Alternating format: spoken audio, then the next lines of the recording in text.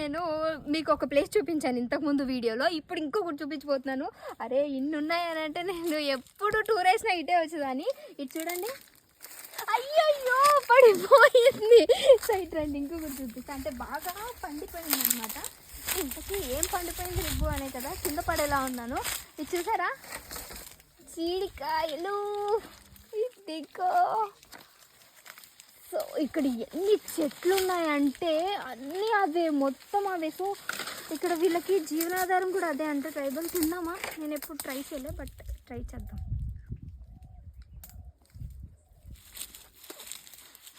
కొంచెం పండాలి.